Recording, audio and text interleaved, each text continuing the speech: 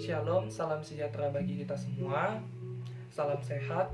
Kami dari kelompok 6 yang terdiri dari Dewi Aulia Azara, Diksi Inka Pradana, Lutfia Nurfadila, Muhammad Jati Purnama, saya sendiri Fadil Tambunan, dan Vanisha Aprilia.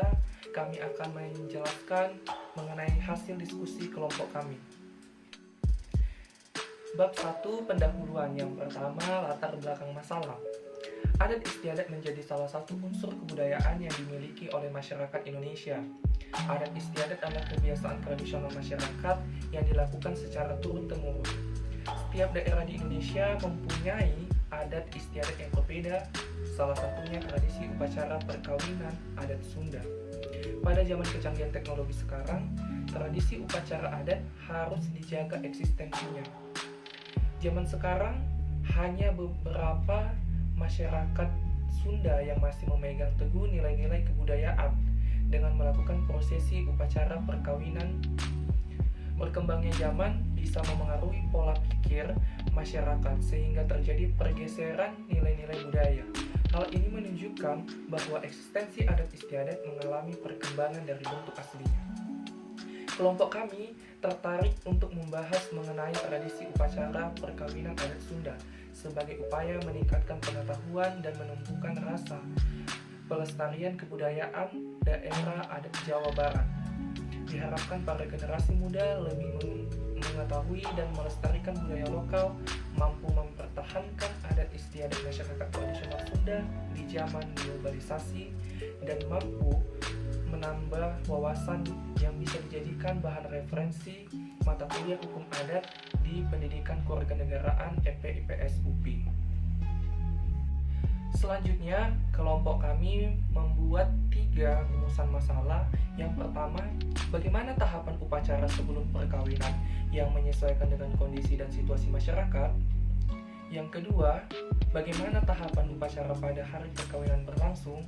Yang ketiga, bagaimana tahapan upacara sesudah perkawinan yang menyesuaikan dengan adat dan tradisi leluhur. Tentunya penulisan makalah ini mempunyai manfaat. Antara lain, yang pertama, menambah pengetahuan mengenai tahapan upacara perkawinan adat Sunda, mulai dari sebelum sampai sesudah perkawinan. Yang kedua, memperkaya sumber belajar dalam mengikuti perkuliahan hukum adat secara khusus dan bisa berkontribusi menjelaskan konsep-konsep dalam upacara perkawinan adat Sunda. Yang ketiga, upaya pelestarian kebudayaan dengan cara mengenalkan tradisi upacara perkawinan adat Sunda supaya masyarakat memahami pesan yang terkandung dari tiap tahapan upacara perkawinan adat Sunda. Kita masuk dalam bab 2, pembahasan. Sebelum kita membahas mengenai tahapan upacara perkawinan adat Sunda, saya akan menyampaikan pengertian perkawinan. Salah satu unsur budaya yang masih diakui keberadaannya dan dianggap sebagai warisan budaya yang penting dalam perjalanan hidup setiap orang adalah upacara perkawinan adat. Perkawinan dalam bahasa Arab disebut nikah. Menurut Kiai Haji Ahmad Azhar Bashir dalam bukunya yang berjudul Hukum Perkawinan Islam, perkawinan adalah suatu akad atau perikatan untuk menghalalkan hubungan kelamin antara laki-laki dan perempuan dalam rangka mewujudkan kebahagiaan hidup keluarga yang diliputi rasa ketentraman serta kasih sayang dengan cara yang diajarkan oleh agama Islam. Sedangkan menurut ilmu fikih, perkawinan memakai istilah nikah dan jiwas. Secara etimologi, ada 2 arti mengenai nikah, yaitu arti sebenarnya dari nikah berarti menghimpit, menindih, atau berkumpul. Yang arti kedua, arti kiasan, ialah setubuh atau mengadakan perjanjian pernikahan. Selanjutnya, tahapan-tahapan dalam upacara perkawinan adat Sunda akan disampaikan oleh teman-teman kelompok saya yang lain. Baik, Saya Dewi Aulia Ajara akan melanjutkan presentasi mengenai upacara perkawinan adat Sunda. Nah, saya akan menjelaskan mengenai upacara sebelum akan diadakannya akad pernikahan. Yang kedua dan yang ketiga, pada poin kedua yaitu nenden omongan. Nenden omongan ini adalah proses ketika si anak laki-laki dan juga orang tuanya datang ke rumah si perempuan yang akan dipinang. Nah, pada saat itu orang tua laki-laki memberikan ucapan janji akan meminang si perempuan tersebut. Nah, biasanya pada saat acara ini keluarga laki-laki membawa seseorang yang pandai berbicara untuk melakukan pembicaraan dengan keluarga perempuan. Nah, yang ketiga yaitu proses lamaran atau ngalamar. Nah, proses lamaran atau ngalamar yaitu ketika si anak laki-laki yang akan meminang dan juga keluarganya datang ke rumah anak perempuan. Nah, biasanya pada saat ngalamar akan juga ditetapkan waktu pernikahan akan dilaksanakan kapan. Selain itu, ketika upacara penutupan lamaran atau ngalamar, biasanya orang tua laki-laki atau si peminang anak laki-laki tersebut akan memberikan sejumlah uang, makanan dan juga buah-buahan sebagai tanda bahwasanya laki-laki tersebut telah mengikat si perempuan tersebut dalam tunangan dan kelak akan menjadi calon istrinya. Terima kasih.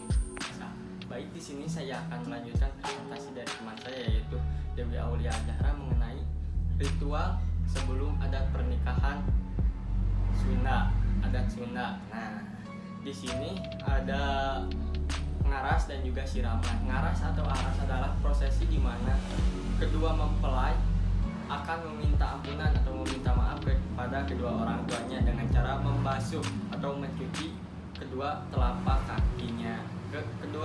kaki kedua orang tuanya.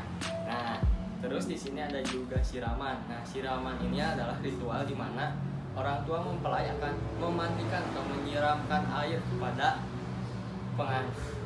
calon pengantin. Nah, di sini berarti siraman tersebut adalah siraman terakhir kedua orang tua kepada anaknya. Mengapa? Karena setelah menikah tentunya pengantin tersebut akan mempunyai pasangan masing-masing dan tentunya tidak akan dimandikan lagi oleh kedua orang tuanya. Nah, terus di sini ada juga prosesi atau ritual ngeyeuk seureuh. Ngeyeuk seureuh yaitu ritual atau prosesi pasangan pengantin untuk menyiapkan peralatan pernikahan seperti baju pernikahan atau baju pengantin, pikat, make up dan lain-lain. Nah, peralatan tersebut akan ditumpuk dalam satu wadah yaitu dalam ayakan. Nah, biasanya di paling bawah itu ada di baju pernikahan atau baju pengantin, pikat, make up dan lain-lain. Nah, peralatan tersebut akan ditumpuk dalam satu wadah yaitu dalam ayakan. Nah, biasanya di paling bawah itu ada ditaruh seureuh bertangkai, makanya disebut ngeyeuk seureuh. Setelah peralatan tersebut dan juga seureuh tersebut tertumpuk dalam satu wadah yaitu ayakan, maka ayakan tersebut akan diikat dan ditutupi oleh suatu kain. Nah, setelah diikat, maka kedua mempelai akan memegang dan menaruhnya di atas kepulan asap kemenyan sambil dibacakan doa oleh kuncen. Nah, dalam memegang peralatan tersebut, pasangan pengantin tersebut tidak boleh melepaskan tangannya dan harus bekerja sama dalam menahan peralatan tersebut.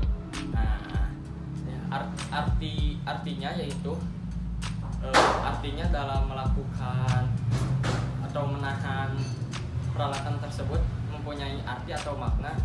Jadi dalam berumah tangga itu kita harus saling bekerja sama, saling tolong menolong dan juga saling memahami. Nah, itu saja yang dapat saya sampaikan. Apabila ada kesalahan, mohon maaf sebesar-besarnya. Wabillahi taufiq wal hidayah. Assalamualaikum warahmatullahi wabarakatuh. Saya Lutfi Nur Fadila. Di sini saya akan melanjutkan presentasi dari teman saya, yaitu saya akan menjelaskan tentang seserahan dan akad nikah.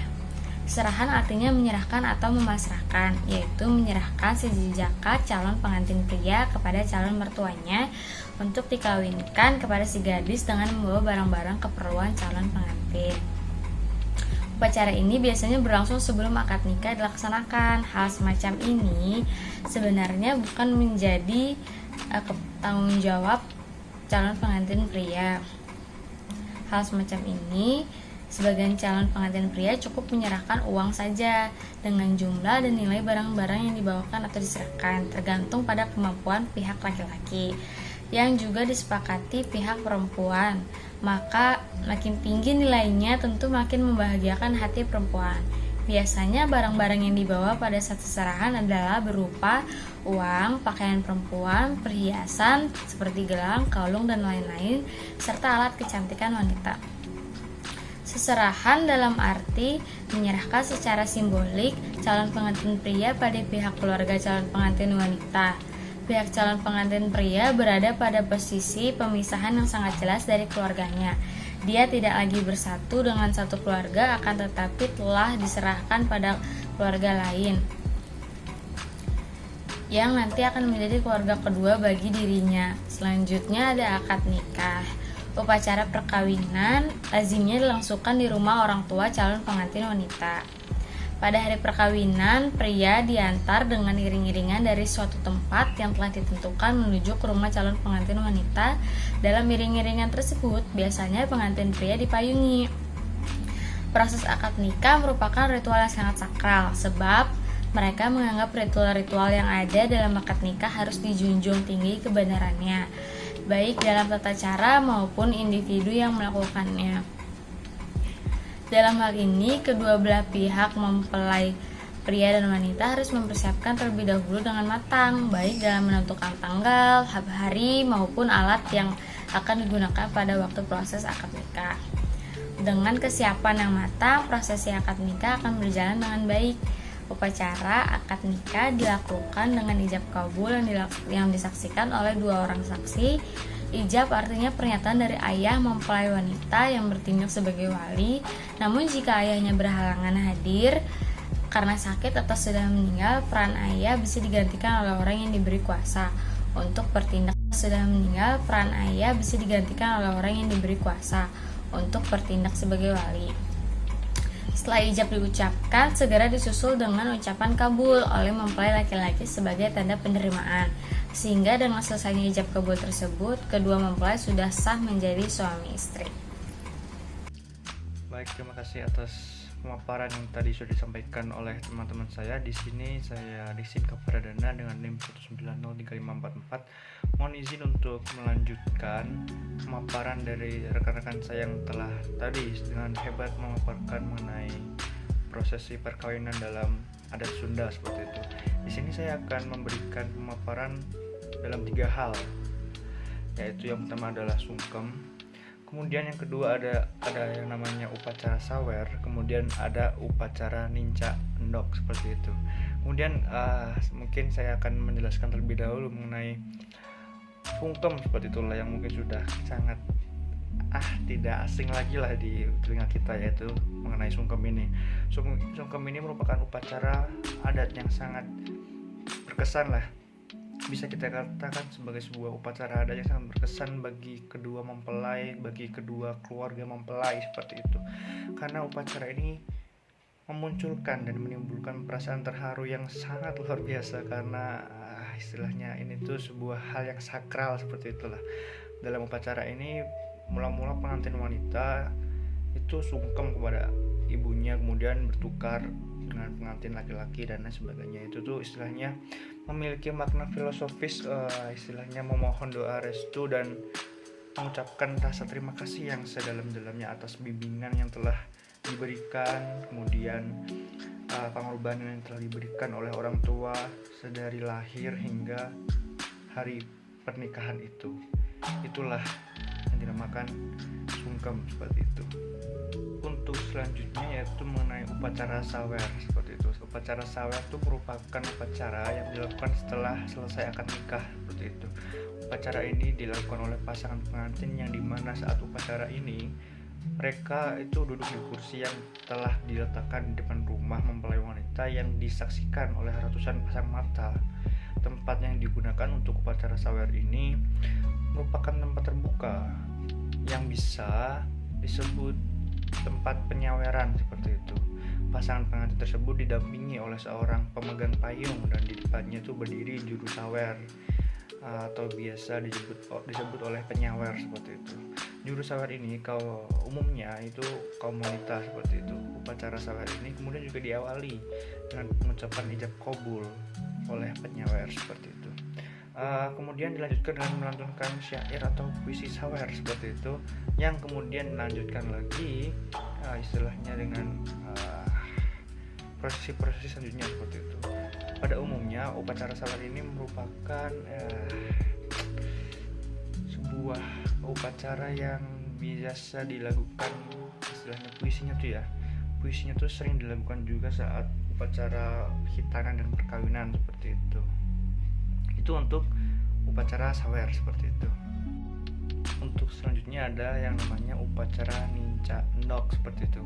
Upacara ninca endok tuh seperti namanya kita sudah tahu lah, itu tuh pasti berkaitan dengan yang namanya endok gitulah, atau telur seperti itu, karena ya bahasa Sunda dan bahasa Jawanya telur tuh ya sama, telur endok tuh ya telur gitu. Itu sih, itu untuk endok seperti itu. Kemudian apa sih upacara ninca endok itu? Jadi upacara ninca endok itu merupakan upacara yang dilakukan oleh kedua mempelai selepas upacara sawer tadi yang telah saya sampaikan tadi. Upacara ninca endok ini adalah istilahnya dilakukan oleh kedua mempelai dengan prosesi, yaitu mempelai pria dan mempelai wanita itu berdiri menuju tangga rumah. Kemudian untuk pengantin pria itu berdiri di bawah tangga, di mana pengantin wanita itu berdiri di atas tangga yang lebih tinggi. Jadi istilahnya tuh pengantin pria itu penduduk berdiri di atas tangga yang posisinya itu lebih rendah daripada pengantin wanita itu sendiri seperti itu. Kemudian dalam pelaksanaannya pengantin pria itu menginjak endok atau telur yang ditaruh di atas papan injakan seperti itu di tangga itu. Kemudian pengantin pria itu harus menginjak telur itu sampai pecah dengan sekali injak seperti itu. Kemudian nanti mempelai wanita dengan air kendi yang dibawa tadi itu membersihkan kaki dari mempelai pria itu dengan air yang ada dalam kendi yang sudah dibawa oleh mempelai wanita itu, disertai dengan lilin dan pelita yang istilahnya juga menjadi peneman untuk wanita itu, pengantin wanita itu membersihkan kaki dari mempelai pria seperti itu. Kemudian setelah itu di kaki dari mempelai pria itu dibersihkan dengan air yang ada dalam kendi itu yang tadi dibawa oleh mempelai wanita itu, kemudian kendi yang kosong itu langsung dihempaskan ke tanah hingga hancur seperti itu. Setelah itu mempelai perempuan masuk ke dalam rumah, sedangkan mempelai laki-laki berdiri di muka pintu untuk melaksanakan upacara selanjutnya seperti itu, yang kemudian nanti akan dijelaskan oleh rekan saya selanjutnya seperti itu. Perkenalkan, saya Vanisha Aprilia. Selanjutnya saya akan melanjutkan presentasi tentang upacara muka pantau. Setelah upacara ninjak endok, mempelai wanita masuk ke dalam rumah sedangkan mempelai pria menunggu di luar. Pintu dalam arti simbolis akan dibukakan setelah mempelai pria mengucapkan syahadat. Upacara ini biasanya diwakilkan kepada dua orang juru pantun yang saling tanya jawab, diawali dengan ketukan 3 kali dari pihak mempelai pria yang diwakilkan ke juru pantun. Setelah itu terjadi tanya jawab yang berupa nasihat dan petuah dan diakhiri dengan permintaan mempelai wanita untuk membaca 2 kalimat syahadat. Petuah dan nasihat dilantunkan dalam bentuk pupuh. Setelah selesai, barulah mempelai pria dibolehkan masuk ke rumah mempelai wanita. Selanjutnya ada upacara huap lingkung, yaitu posisi kedua mempelai saling berdampingan. Wanita di sebelah kiri pria, di depan mereka telah tersedia 2 kepala nasi kuning dari ketan dan bakakak ayam atau panggangan ayam yang bagian dadanya dibelah 2. Mula-mula bakakak ayam dipegang kedua mempelai lalu saling tarik-menarik hingga menjadi 2. Siapa yang mendapatkan bagian terbesar, dialah yang akan memperoleh rezeki besar di antara keduanya. Dalam posisi saling merangkul, kedua tangannya di belakang pundak pasangan. Kemudian mereka saling menyuapi nasi ketan kuning. Upacara ini menjadi simbol akan pelayanan pertama istri pada suaminya, memberi nasihat untuk tetap saling rukun. Baik, sekian pemaparan dari kelompok 6 mengenai tradisi upacara adat Sunda, upacara perkawinan di adat Sunda seperti itu. Terima kasih atas perhatiannya. Semoga apa yang kami sampaikan ini menjadi hal yang baik bagi kita semua. Semoga kita bertambah ilmu dan selamat kita bertambah hebat. Mungkin terima kasih dari kami, dari kelompok 6 yang telah memaparkan materi mengenai upacara ini, upacara perkawinan adat Sunda. Terima kasih. Dengan penuh rasa syukur kami ucapkan alhamdulillahirobbilalamin. Wassalamualaikum warahmatullahi wabarakatuh.